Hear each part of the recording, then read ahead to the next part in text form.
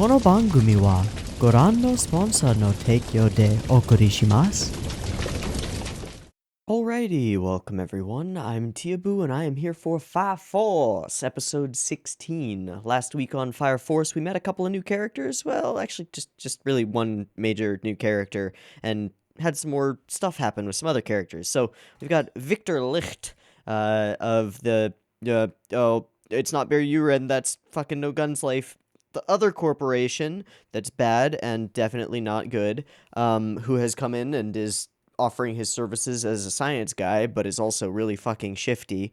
Or as we lovingly call him, Spork Spurgle. He's there and he's doing things. And then and by we I mean the three pretty much youngest people in the Fire Force, were sent off to try to recruit some interesting tinkerer guy named Vulcan with the shock red hair and the buff as fuck body, along with his sexy cousin, sister, whatever she is. I think they're related, but I'm not actually sure. I don't remember very well. He's rather resistant to the idea of joining the Fire Force, seemingly because his parents were killed by Giovanni, or his brother, or something. Giovanni being the creepy dude with the witch doctor mask, who's definitely a very good guy, and we should totally trust completely. Yeah, so we found out a little bit about Vulcan's whole deal. He's a mechanical tinkerer with magic skills of hit things until they work, and doesn't want to join the Fire Force, and also does want to save all the animals, which gives Shinra a bit of an in to be like, well, we're trying to work against the forces of evil, so if you want to work against the forces of evil and maybe help the animals come back, then maybe we have something to work on. Simultaneously, we sort of ran in at an interesting time when he was having I guess a regular meeting with Giovanni, where Giovanni goes, you should join the Fire Force or else, and he goes, no, I don't wanna, you killed my family, fuck you, and then, yeah, then he turns down our boys after they find out his motivations and things that make us kind of care about him a little bit, and, at that point, Shinra gets a weird spidey sense from his ribcage legs, which tell him that Giovanni is seemingly going to attack and decide that if I can't have him, no one can have him, and it's time to kill Vulcan now. So I'm gonna guess that this goes...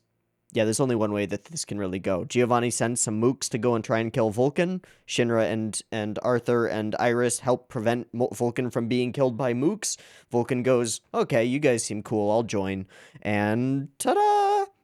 Definitely interested in seeing how he interacts with Victor Licht, considering that I think he has something against the particular corporation that Victor is affiliated with, which it starts with an H, I think, but I can't remember the name of it because it's just out of my brain skull at the moment. That's what I'm expecting to go down here. Maybe it'll be cool. Maybe there'll be some cool Saga Guide and stuff. Also, side note that there were new OP and ED, and they're not nearly as good as the first OP and ED, but they're not the worst thing I've ever seen either. They're just, eh, eh, eh.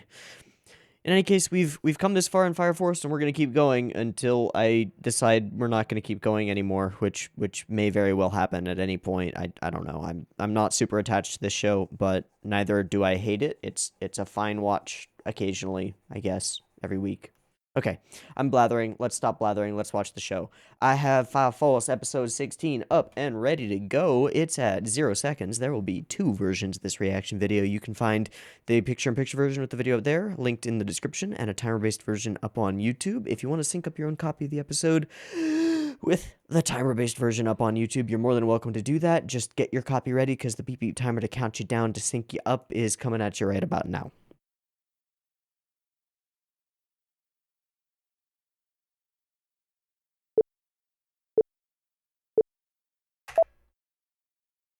I wonder if these will change every episode. Just gonna turn that... Oh yeah, it is gonna change. Fucking awesome. Good. One man appeared. Ooh, that's a big eye. Alright. So, he had ridges.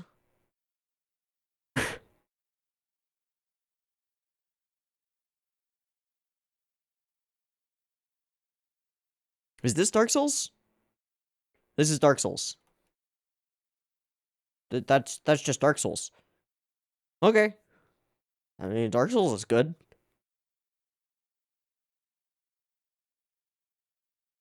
Mm.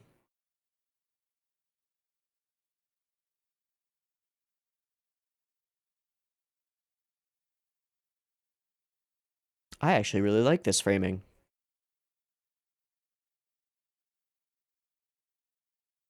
Hmm.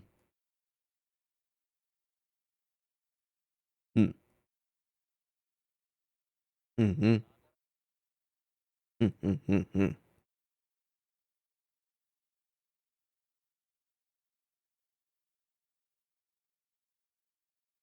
Okay.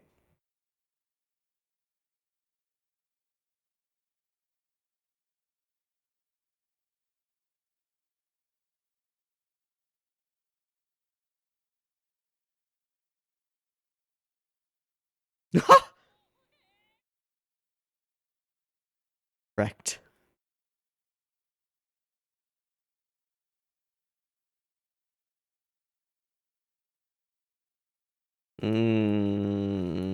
Like family? Ah, he's actually talking literally.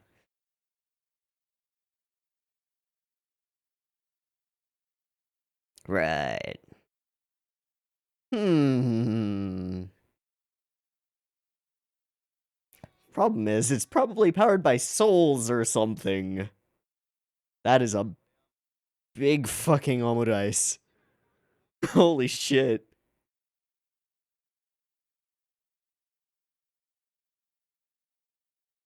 Okay.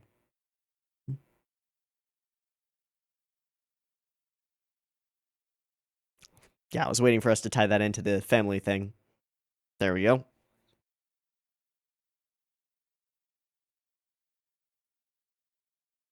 Hmm.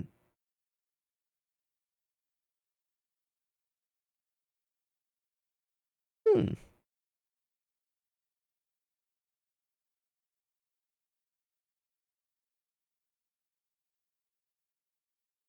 We are family. All right, OP. Nope. Nope, and not at all. Oh, yes, actually. Yes. This is the OP. I'm an idiot.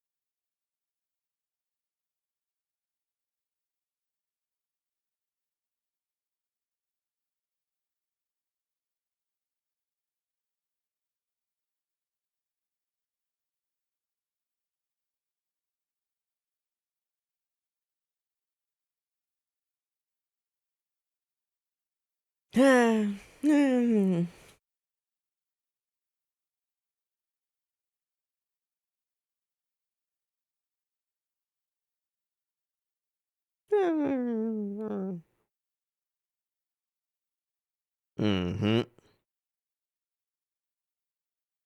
Mm-hmm.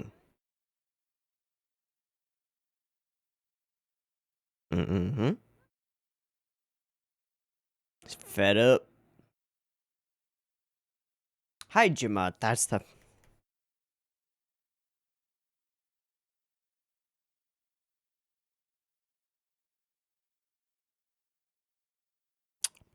I mean, maybe.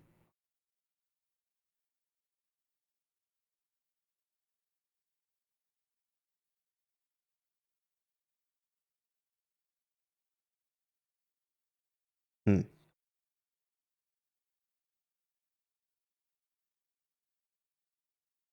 Yep.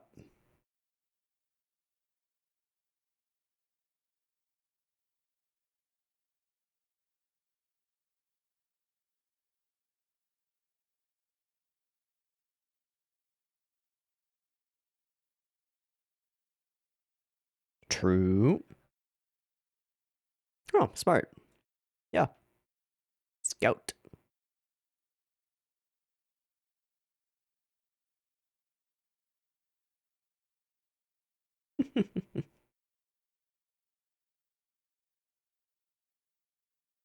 Jesus.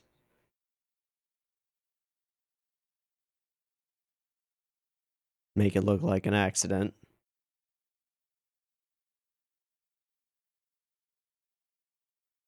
Those false clothes? Oh. Is he not actually Giovanni?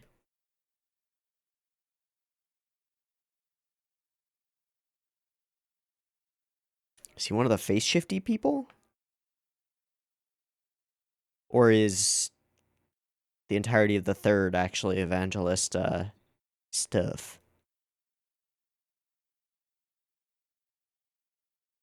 Nah, fam.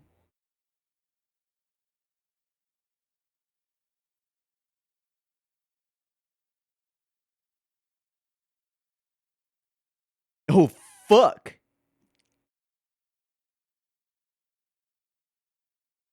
Okay, that's bad.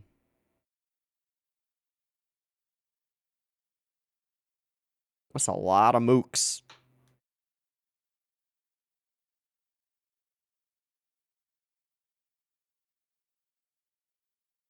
Hmm? Hmm?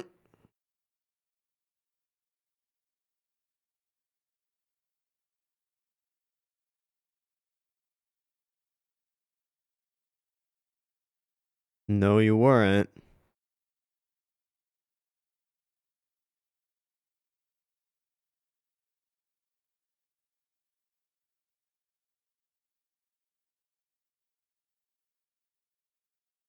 Yep.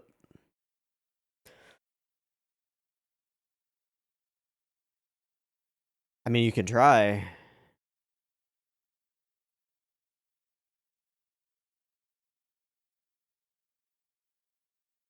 That's pretty cool.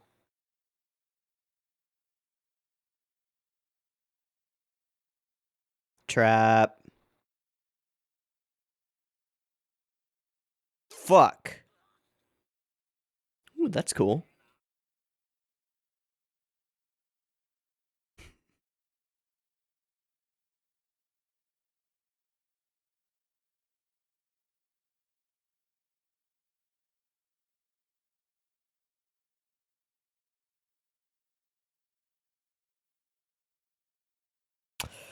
Rip.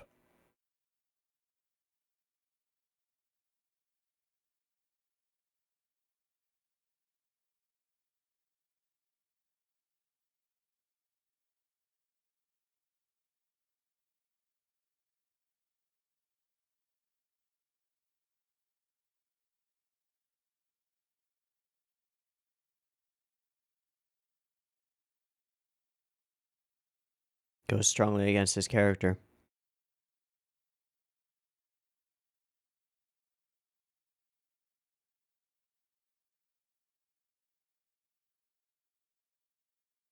Okay, this might not go as well as I might have thought. Okay, salvation of the world. Okay, no detail. The key? What did his father build for Hajima?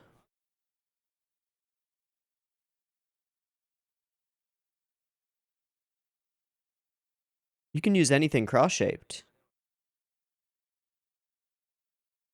Huh? Yeah, man.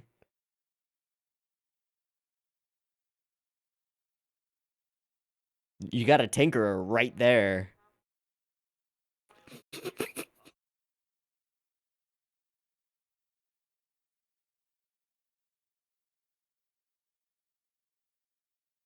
Fuck.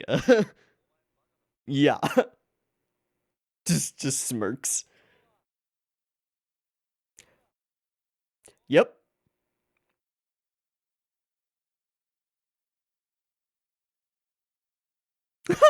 That thing is still there. Huh?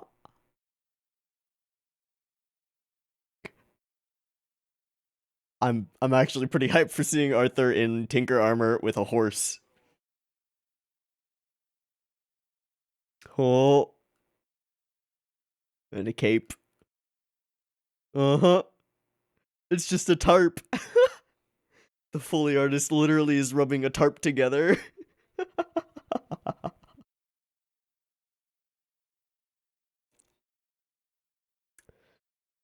He'll be fine.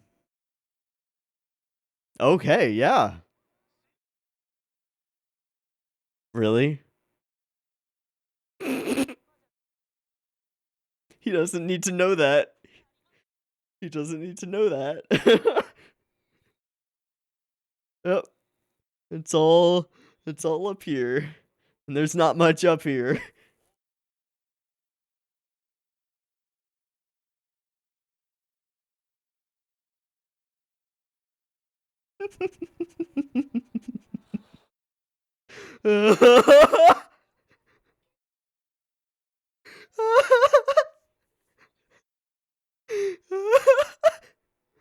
That's amazing. Everything in this show that makes me ground, this is the best thing I've ever seen. No fucking way they're gonna... Oh, they're all illusory. My shimmers. They actually...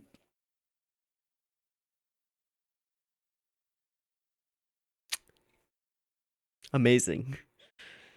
There's nothing on the end of that chain. So I can become a flaming, flail? Yeah, it's gonna become a flaming flail.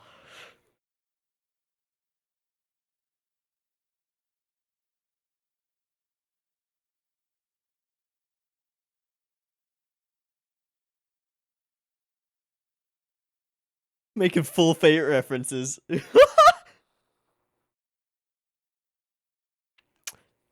When he believes in himself, yep.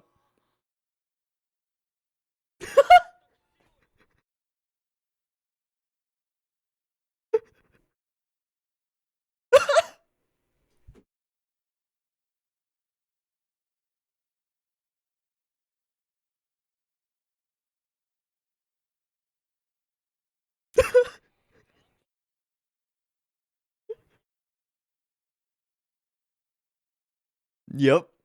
He doesn't need to know that. Just unfamiliar with knights in shining armor, are you?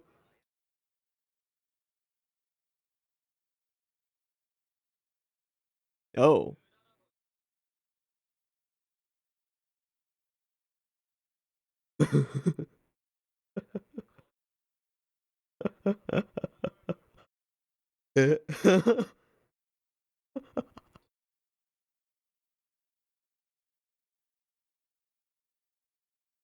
Shit. His one weakness. Oh no.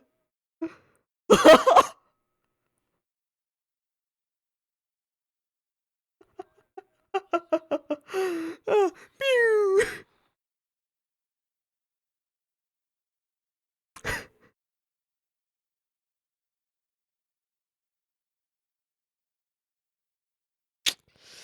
Hey, I mean, Don Quixote made it pretty far on a donkey. Yep, clock strikes midnight. My noble steed. You wish.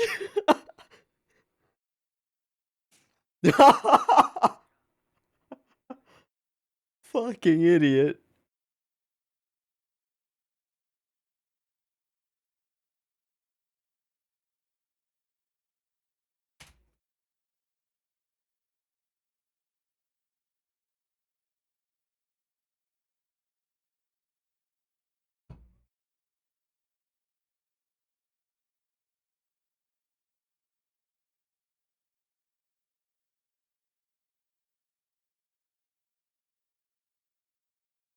Does he want to fight?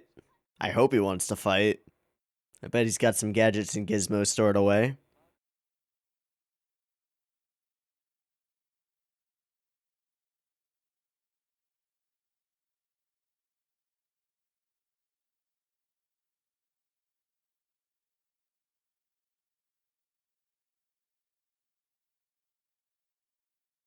Good enough.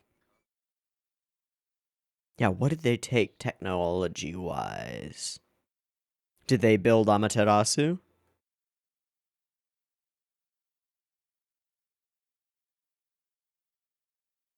They built Amaterasu. Okay. And that's probably why they're dead. They know something about it.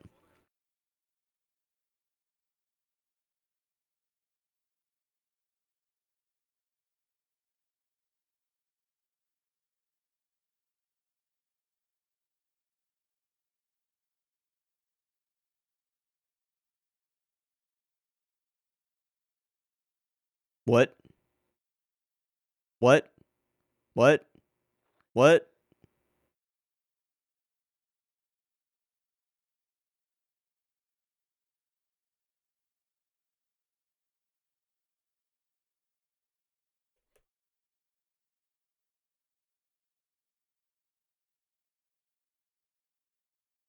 You're a plant? Motherfucker. I liked you, kind of. The key.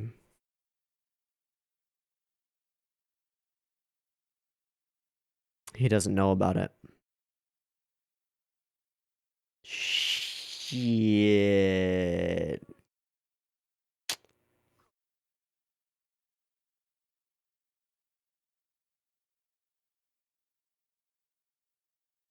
Fuck. Yeah.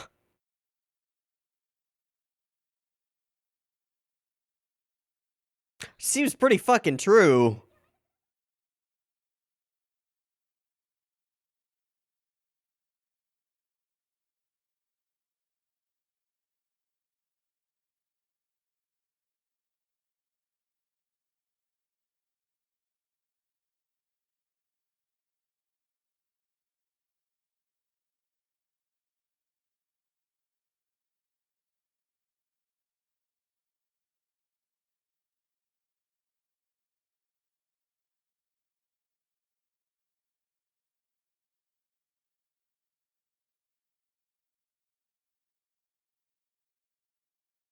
Hmm. Hey, Giovanni.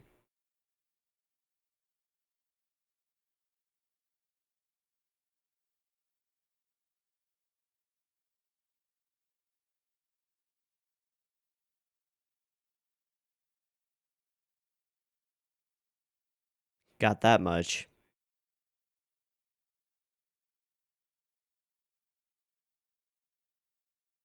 Every possibility. Motherfucker.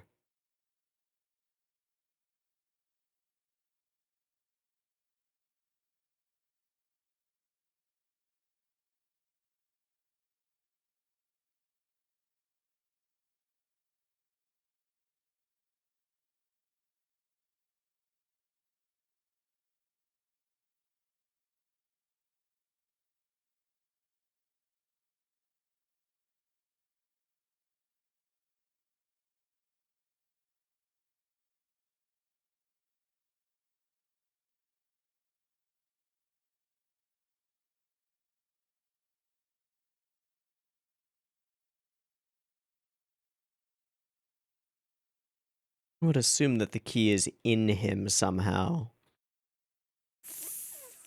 Fuck. He doesn't know.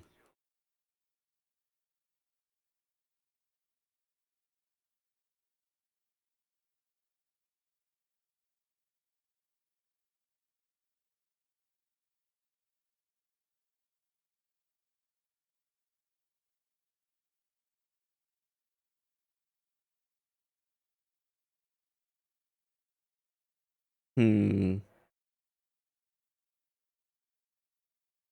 Tough to live with someone for years and years without actually forming some kind of emotional bond.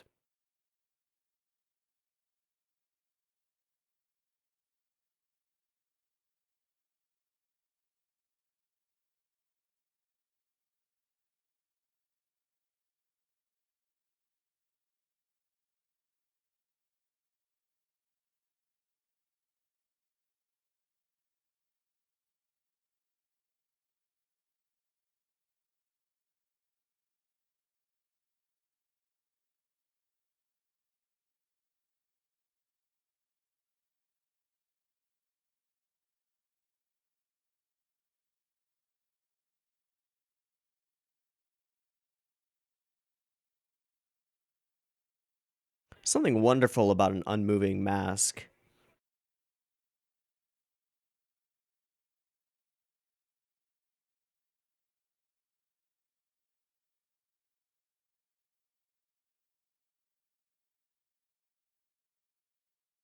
That poor voice actor.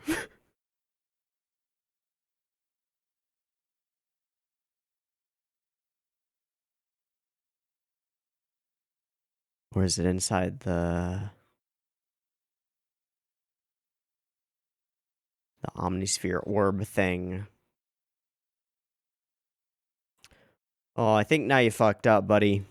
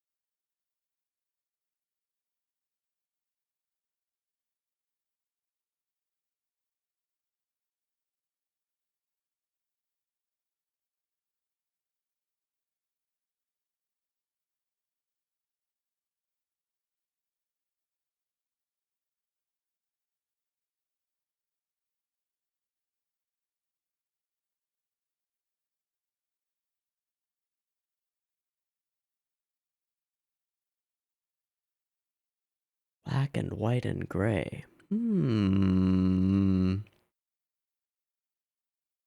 Morality-wise? I would assume. Okay. So, first off, I was desperately wrong about what I thought was going to happen in this episode. I had a pretty predictable, straightforward plotline thought up. Mooks come, Shinra and Arthur defeat Mooks, all is well in the world. Nope! Big nope. Wow. I'm genuinely impressed with this episode. I mean, genuinely impressed. And I think it comes from like an interesting contrast on two levels. I think that for me, this episode had simultaneously the best landing comedic moments in the series so far, bar none. The whole sequence with Arthur the Idiot Knight and his blue tarp cape and his fucking donkey glued to his crotch was amazing. Bar none, best comedic sequence in the series so far. And then it also had, for me, the best landed dark moments in the show so far.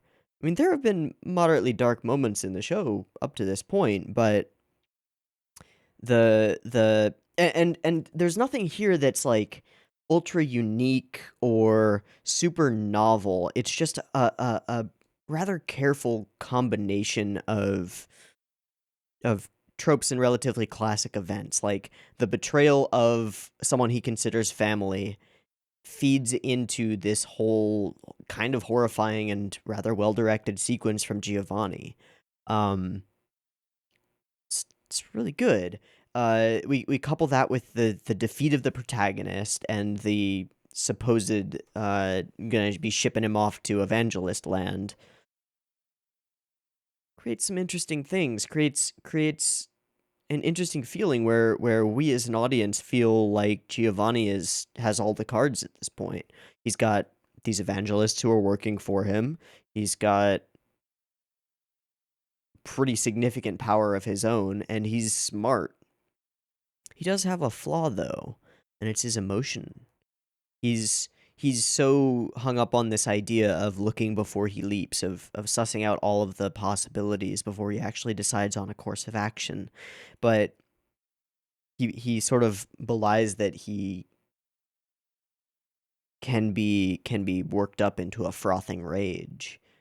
There's something else that's interesting about this Giovanni character, and I sort of half mentioned it as I was watching it, but there's something really um really deeply unsettling and kind of wonderful about a character with no facial expressions expressing solely through their voice, just like burgeoning rage.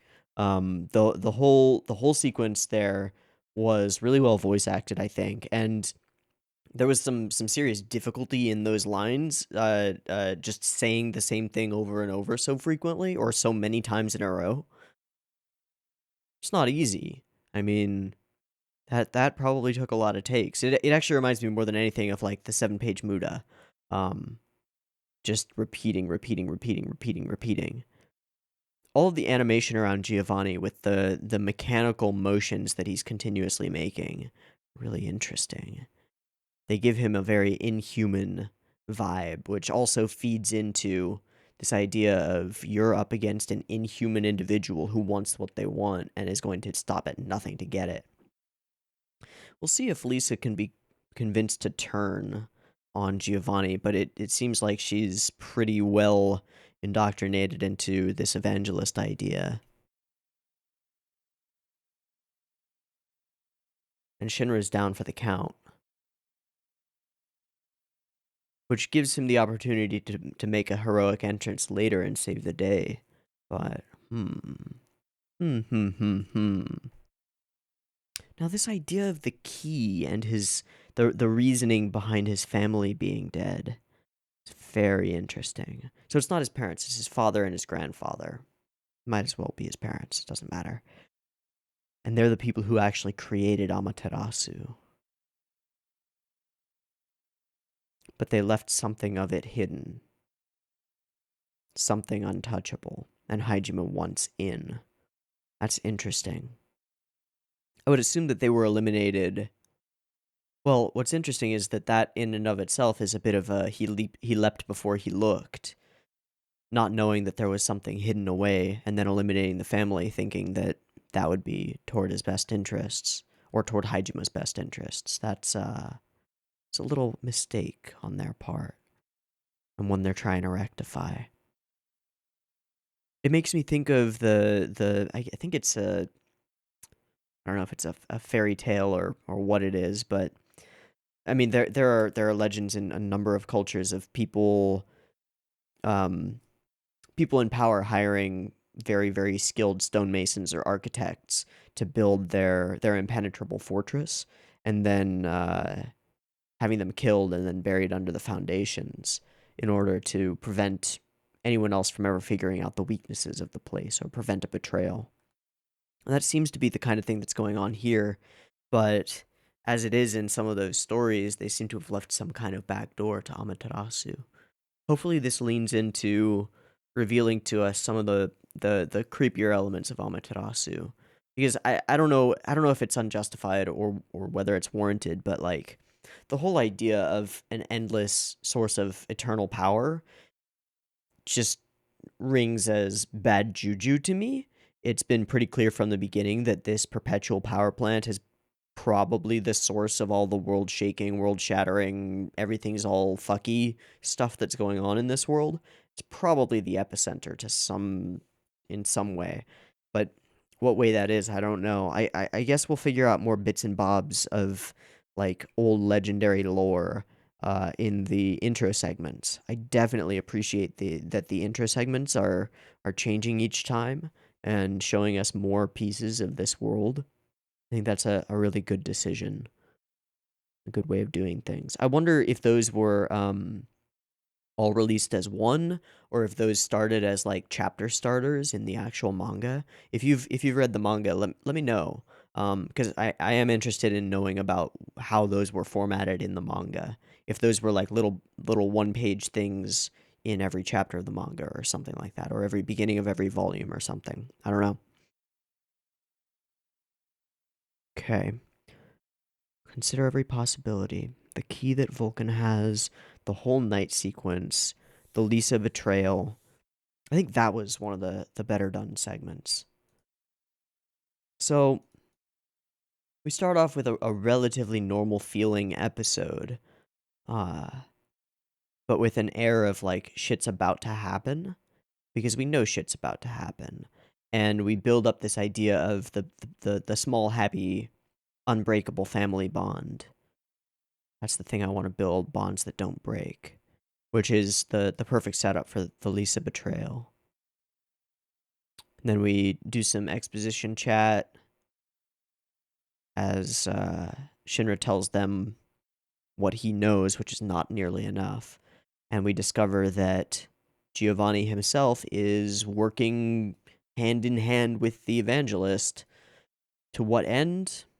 Probably his own, he thinks, but the evangelist probably has some other plans. We get a one-on-one Shinra versus Giovanni, and it turns ugly fast. He is super outmatched by a captain. Very clearly. I will say I think this is a pretty cool scene. And the way that they're doing the spiky things and zappy things and all of that stuff. It's pretty cool. Pretty cool. And then he ups the power. And I particularly like this cut where Shinra falls into Depth of Field, and we see the hero on his chest squished, if you will. It's pretty nice. And then Giovanni monologues a little bit, and we see that Giovanni is something like mostly mechanical. Makes me wonder if... No, he'd have to be nearby in order to control the flames. If he is indeed using second generation powers to control the flames from the boosters. So there's something of a human being still in this bird costume thing, but not much. This appears to be a mechanical eye. By the grace of the evangelist. Alright, the key that Giovanni has. But my favorite part about the episode is the contrast between this rather perfect comedic bit, using Arthur to his full potential for absolute hilarity. The the distinction between like what he thinks is going on and what's actually going on is wonderful. The repeated cuts to the donkey head. I mean, I'll see if I can find one. I don't know. There were a number of like insert cuts of cut to donkey head alone doing a squeal or something. And then this moment where he just realizes how idiotic he looks and it burns away and then he just deflates visibly. Super solid. You're not a horse but a donkey, aren't ya? Hi ho, Silver, away! Okay, so then I want to see the turn. Yeah. Still a fire soldier, leave it to me. And then it's just cut to hand, cut to boom, cut to reaction without realization. And then eyes and shaded left eye. Lets her hair down and becomes a bitch. Then we get these repeated cuts to the umbrella, which he walked up and helped her with all those years ago, I suppose. I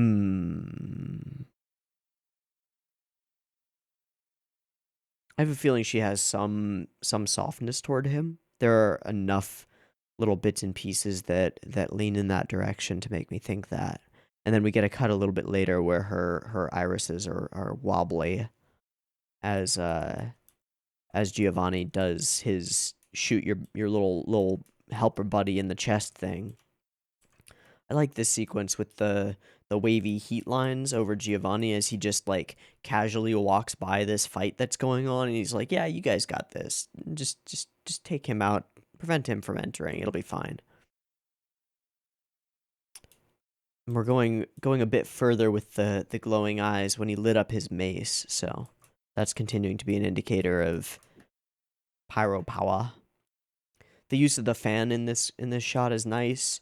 There are actually a lot of instances of like really solid framing throughout this episode that aren't always there. It makes me wonder once again whether there's somebody else, somebody different than the usual doing either the storyboards or the episode direction. Because there's some interesting stuff going on. It's kind of nicer than it usually is. Lots of low angle shots, and then this moment, which I assume is just 1 or 2 panels in the manga. And it's the voice acting that really sells this whole sequence for me. The absolute rage at not being able to get what he wants, and the mechanical and like way over the top destruction. Really nice. Really nicely done. It's breaking.